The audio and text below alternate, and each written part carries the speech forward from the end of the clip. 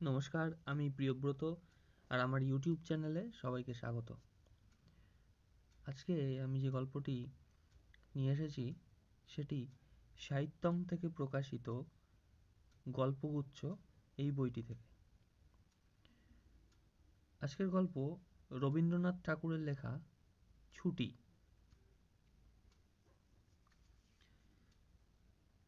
বালকদিগের সর্দার ফটিক চক্রবর্তীর মাথায় চট করিয়া একটা নতুন ভাবোদয় হইল।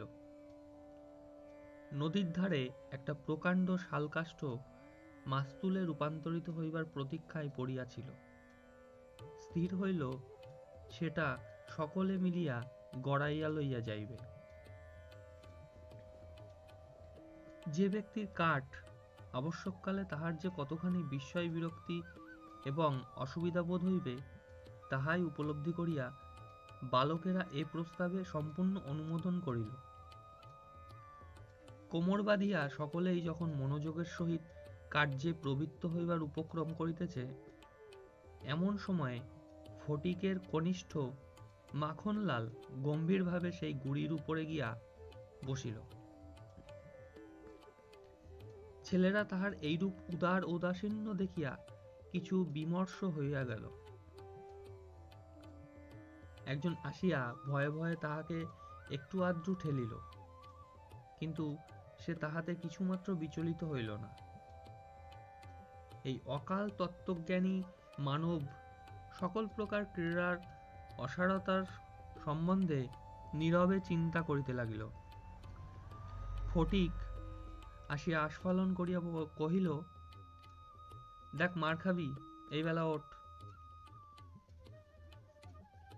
সে তাহাতে আরো একটু নাড়িয়া চড়িয়া আসনটি বেশ স্থায়ী রূপে দখল করিয়া লইল। এরূপ স্থলে সাধারণের নিকট রাজ সম্মান রক্ষা করিতে হইলে অবাধ্য ভ্রাতার গণ্ডদেশে অনতিবিলম্বে এক চর কষাইয়া দেওয়া ফটিকের কর্তব্য ছিল। সাহস হইল না, কিন্তু এমন একটা ভাব ধারণ করিল যেন ইচ্ছা করিলেই এখনই উহাকে রীতিমতো শাসন করিয়া দিতে পারে। কিন্তু করিল না, কারণ পূর্বাপেক্ষা আর একটা ভালো খেলা মাথায় উদয় হইয়াছে, তাহাতে আর একটু বেশি মজা আছে। প্রস্তাব করিল, মাখনকে শুদ্ধ ওই কাঠ গড়াইতে আরম্ভ করা যাক। মাখন মনে করিল ইহাতে তাহার গৌরব আছে, কিন্তু অন্যান্য পার্থিব গৌরবের ন্যায় ইহার আনুষঙ্গিক যে বিপদের সম্ভাবনাও আছে তাহা তাহার কিংবা আর কাহারও মনে উদয় হয় নাই। ছেলেরা কোমর বাঁধিয়া ঠেলিতে আরম্ভ করিল। মারে ঠেলা হেইয়ো, সাবাস জোয়ান হেইয়ো। গুড়ি এক পাক ঘুরিতে না ঘুরিতেই মাখন তাহার গাম্ভীর্য গৌরব এবং তত্ত্বজ্ঞান সমেত ভূমিসাৎ হইয়া গেল। খেলার আরম্ভেই এইরূপ আশাতীত ফল লাভ করিয়া অন্যান্য বালকেরা বিশেষ হৃষ্ট হইয়া গেল, কিন্তু ফটিক কিছু শশব্যস্ত হইল। মাখন তৎক্ষণাৎ ভূমিশয্যা ছাড়িয়া ফটিকের উপরে গিয়া পড়িল, একেবারে অন্ধভাবে মারিতে লাগিল। তাহার নাকে মুখে আঁচড় কাটিয়া কাঁদিতে কাঁদিতে গৃহাভিমুখে গমন করিল। খেলা ভাঙিয়া গেল। ফটিক গোটাকতক কাঠ উৎপাটন করিয়া লইয়া একটা অর্ধনিমগ্ন নৌকার গলুইয়ের উপর চড়িয়া বসিয়া চুপচাপ করিয়া কাঠের গোড়া চিবাইতে লাগিল। এমন সময় একটা বিদেশি নৌকা ঘাটে আসিয়া লাগিল। একটি অর্ধবয়সী ভদ্রলোক কাঁচা গোঁফ এবং পাকা চুল লইয়া বাহির হইয়া আসিলেন। বালককে জিজ্ঞাসা করিলেন, চক্রবর্তীদের বাড়ি কোথায়? বালক ডাটা চিবাইতে চিবাইতে কহিল, ওই হোথা। কিন্তু কোন দিকে যে নির্দেশ করিল কাহারও বুঝিবার সাধ্য রহিল না। ভদ্রলোকটি আবার জিজ্ঞাসা করিলেন, কোথা? সে বলিল, জানি নে, বলিয়া পূর্ববৎ তৃণমূল হইতে রসগ্রহণে প্রবৃত্ত হইল। বাবুটি তখন আসিয়া অন্য লোকের সাহায্য অবলম্বন করিয়া চক্রবর্তীদের গৃহের সন্ধানে চলিলেন। অবিলম্বে বাঘা বাগদি আসিয়া কহিল, ফটিক দাদা, মা ডাকছে। ফটিক কহিল, যাব না। বাঘা তাহাকে বলপূর্বক আড়কোলা করিয়া তুলিয়া লইয়া গেল। ফটিক নিষ্ফল আক্রোশে হাত পা ছুটিতে লাগিল।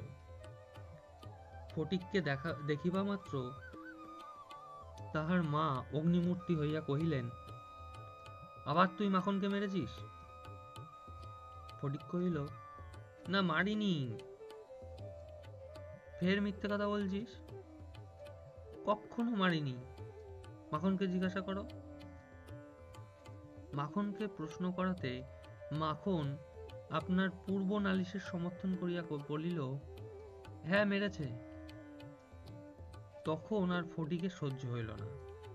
দ্রুত গিয়া মাখনকে এক সশব্দ চর কষাইয়া দিয়া কহিল, ফের মিথ্যে কথা?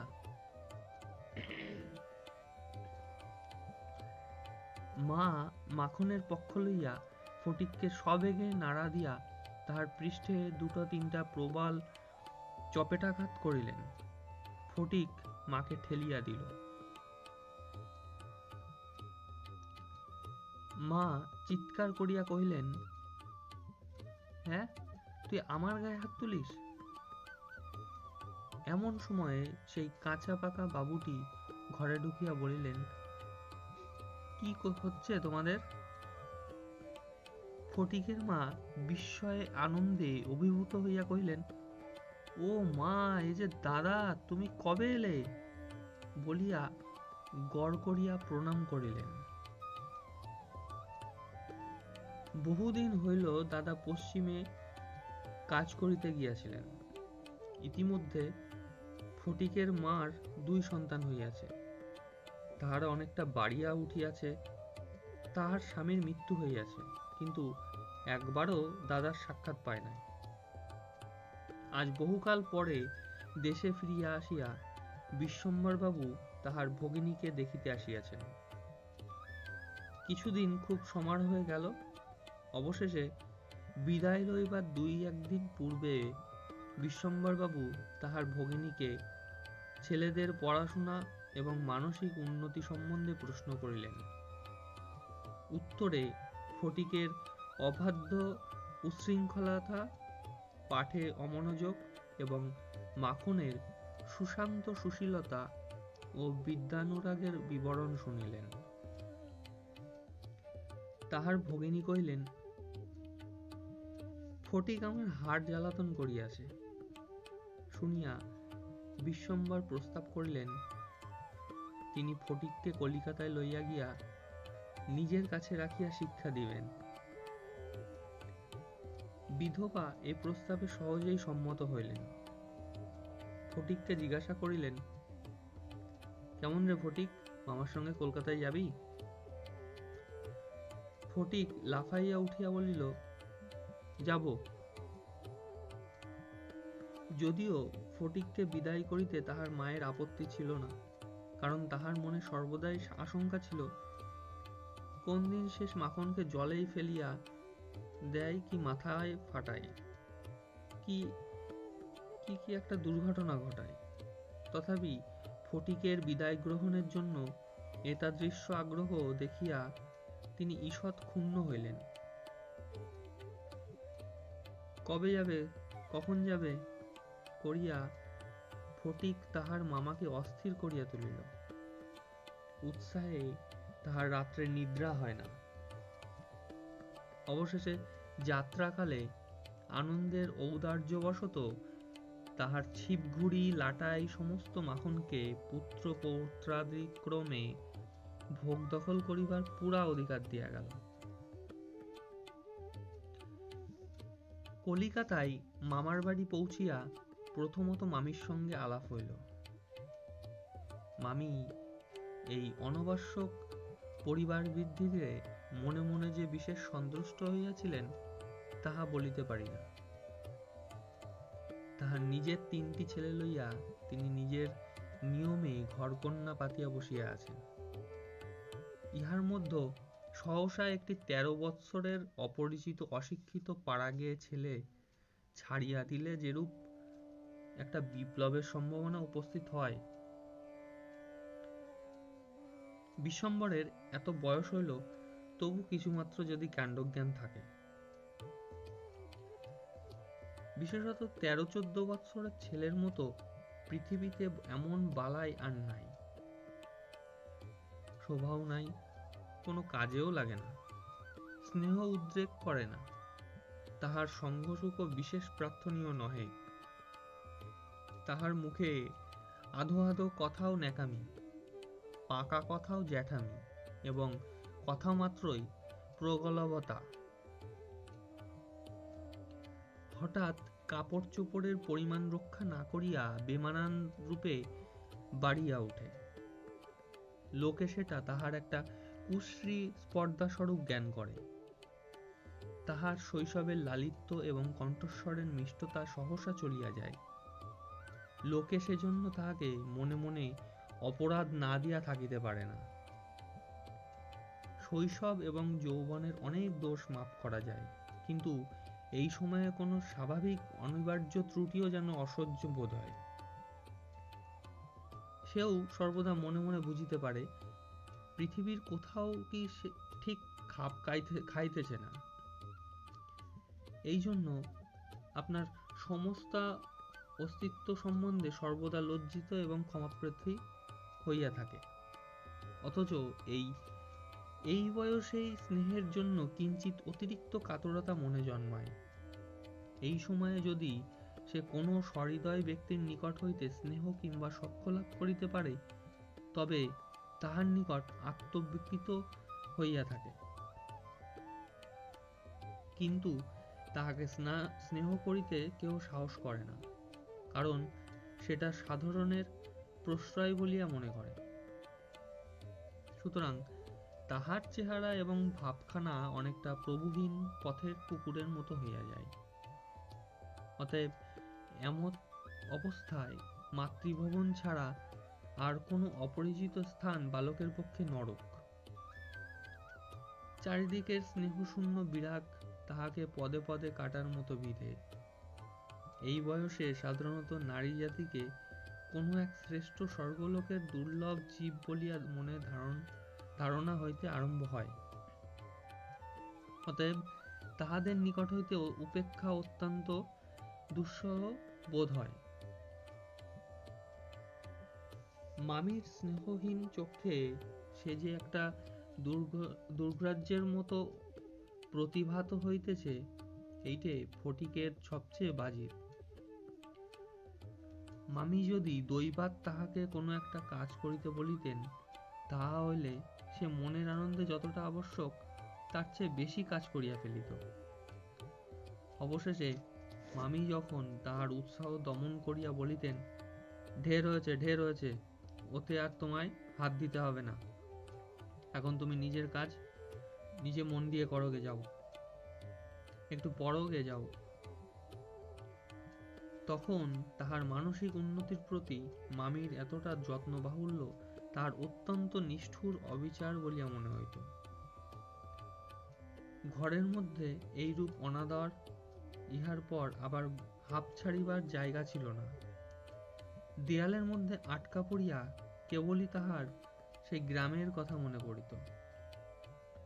প্রকাণ্ড একটা ধাউস ঘুড়ি লইয়া বো বো শব্দে উড়াইয়া বেড়াইবার সেই মাঠ, তাইরে নাইরে নাইরে করিয়া উচ্চস্বরে স্বরচিত রাগিনী আলাপ করিয়া অকর্মণ্যভাবে ঘুরিয়া বেড়াইবার সেই নদী তীর, দিনের মধ্যে যখন তখন ঝাঁপ দিয়া পড়িয়া সাঁতার কাটিবার সেই সংকীর্ণ স্রোতস্বিনী, সেই সব দলবল উপদ্রব, স্বাধীনতা এবং সর্বোপরি সেই অত্যাচারিণী অবিচারিণী মা অহর্নিশি তাহার নিরুপায় চিত্তকে আকর্ষণ করিত। জন্তুর মতো এক প্রকার অবুঝ ভালোবাসা, কেবল একটা কাছে যাইবার অন্ধ ইচ্ছা, কেবল একটা না দেখিয়া অব্যক্ত ব্যাকুলতা, গোধূলি সময়ের মাতৃহীন বৎসের মতো কেবল একটা আন্তরিক মা মা ক্রন্দন, সেই লজ্জিত শঙ্কিত শীর্ণ দীর্ঘ অসুন্দর বালকের অন্তরে কেবলই আলোড়িত হইত। স্কুলে এত বড় নির্বোধ এবং অমনোযোগী বালক আর ছিল না। একটা কথা জিজ্ঞাসা করিলে সে হাঁ করিয়া চাহিয়া থাকিত। মাস্টার যখন মার আরম্ভ করিত তখন ভারক্লান্ত গর্দভের মতো নীরবে সহ্য করিত। ছেলেদের যখন খেলিবার ছুটি হইত তখন জানালার কাছে দাঁড়াইয়া দূরের বাড়িগুলার ছাদ নিরীক্ষণ করিত। যখন সেই দ্বিপ্রহর রৌদ্রে কোনো একটা ছাদে দুটি একটি ছেলে মেয়ে কিছু একটা খেলার ছলে ক্ষণেকের জন্য দেখা দিয়া যাইত, তখন তাহার চিত্ত অধীর হইয়া উঠিত। একদিন অনেক প্রতিজ্ঞা করিয়া অনেক সাহসে মামাকে জিজ্ঞাসা করিয়াছিল, মামা, মার কাছে কবে যাব? মামা বলিয়াছিলেন, স্কুলের ছুটি হোক। কার্তিক মাসে পূজার ছুটি, সে এখনো ঢের দেরি। একদিন ফটিক তাহার স্কুলের বই হারাইয়া ফেলিল। একে তো সহজেই পড়া তৈরি হয় না, তাহার পর বই হারাইয়া একেবারে নাচার হইয়া পড়িল। মাস্টার প্রতিদিন তাহাকে অত্যন্ত মারধর অপমান করিতে আরম্ভ করিলেন। স্কুলে তাহার এমন অবস্থা হইল যে তাহার মামাতো ভাইরা তাহার সহিত সম্বন্ধ স্বীকার করিতে লজ্জাবোধ করিত। ইহার কোনো অপমানে তাহারা অন্যান্য বালকের চেয়েও যেন বলপূর্বক বেশি করিয়া আমোদ প্রকাশ করিত। অসহ্য বোধ হওয়াতে একদিন ফটিক তাহার মামির কাছে নিতান্ত অপরাধীর মতো গিয়া কহিল, বই হারিয়ে ফেলেছি। মামি অধরের দুই প্রান্তে বিরক্তির রেখা অঙ্কিত করিয়া বলিলেন, বেশ করেছ, আমি তোমাকে মাসের মধ্যে 5 বার করে বই কিনে দিতে পারি নে। ফটিক আর কিছু না বলিয়া চলিয়া আসিল। সে যে পরের পয়সা নষ্ট করিতেছে এই মনে করিয়া তাহার মায়ের উপর অত্যন্ত অভিমান উপস্থিত হইল। নিজের হীনতা এবং দৈন্য তাহাকে মাটির সহিত মিশাইয়া ফেলিল। স্কুল হইতে ফিরিয়া সেই রাত্রে তাহার মাথা ব্যথা করিতে লাগিল এবং গা শিরশির করিয়া আসিল। বুঝিতে পারিল তাহার জ্বর আসিতেছে।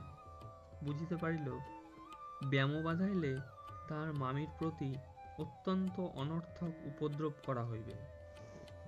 মামি এই ব্যামোটাকে যে কিরূপ একটা অকারণে অনাবশ্যক জ্বালাতনের স্বরূপ দেখিবে তাহা সে স্পষ্ট উপলব্ধি করিতে পারিল। রোগের সময় এই অকর্মণ্য অদ্ভুত নির্বোধ বালক পৃথিবীতে নিজের মা ছাড়া আর কাহারও কাছে সেবা পাইতে পারে, এরূপ প্রত্যাশা করিতে তাহার লজ্জাবোধ হইতে লাগিল।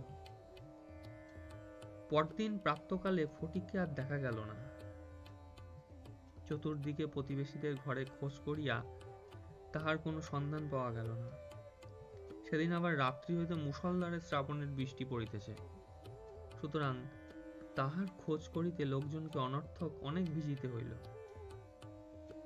অবশেষে কোথাও না পাইয়া বিশ্বম্বরবাবু পুলিশে খবর দিলেন। সমস্ত দিনের পর সন্ধ্যার সময় একটা গাড়ি আসিয়া বিশ্বম্বরবাবুর বাড়ির সম্মুখে দাঁড়াইল। তখন ঝুপঝুপ করিয়া অবিশ্রাম বৃষ্টি পড়িতেছে। রাস্তায় 1 হাঁটু জল দাঁড়াইয়া গিয়াছে। 2 জন পুলিশের লোক গাড়ি হইতে ফটিককে ধরাধরি করিয়া নামাইয়া বিশ্বম্বরবাবুর নিকট উপস্থিত করিল। তাহার আপদমস্তক ভিজা, সর্বাঙ্গে কাদা, মুখ চক্ষু লোহিত বর্ণ, থরথর করিয়া কাঁপিতেছে। বিশ্বম্বরবাবু প্রায় কোলে করিয়া তাহাকে অন্তঃপুরে লইয়া গেলেন। মামি তাহাকে দেখিয়াই বলিয়া উঠিলেন, কেন বাপু, পরের ছেলেকে নিয়ে কেন এই কর্মভোগ? দাও, ওকে বাড়ি পাঠিয়ে দাও।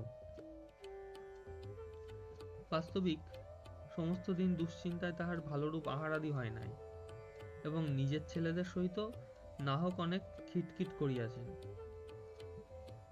ফটিক কাঁদিয়া উঠিয়া কহিল, আমি মার কাছে যাচ্ছিলুম, আমাকে ফিরিয়ে এনেছে। বালকের জ্বর অত্যন্ত বাড়িয়া উঠিল, সমস্ত রাত্রি প্রলাপ বকিতে লাগিল। বিশ্বম্ভরবাবু চিকিৎসক লইয়া আসিলেন। ফটিক তাহার রক্তবর্ণ চক্ষু একবার উন্মীলিত করিয়া কড়িকাঠের দিকে হতবুদ্ধিভাবে তাকাইয়া কহিল, মামা, আমার ছুটি হয়েছে কি?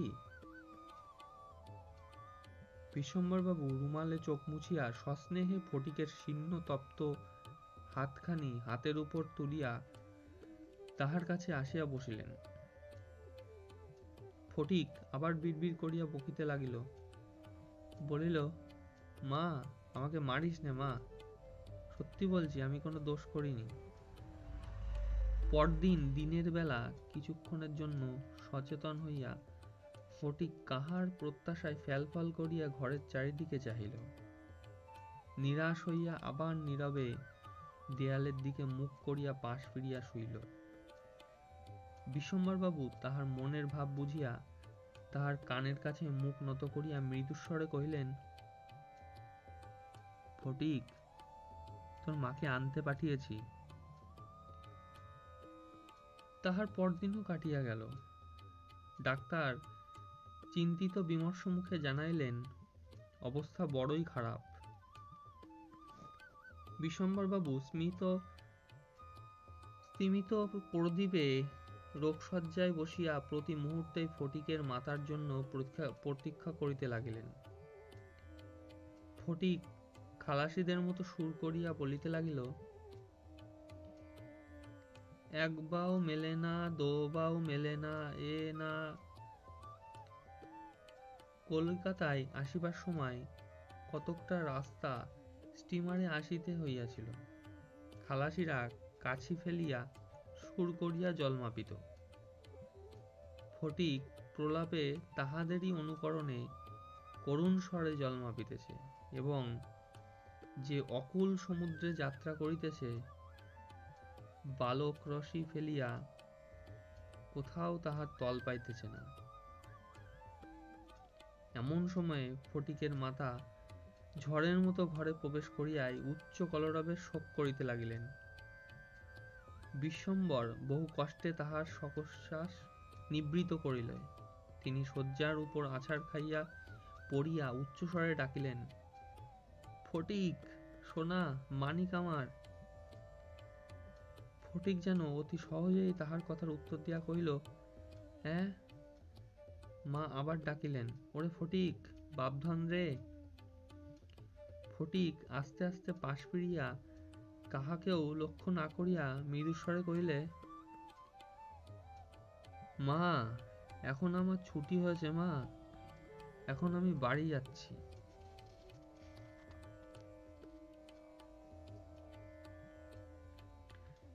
ধন্যবাদ।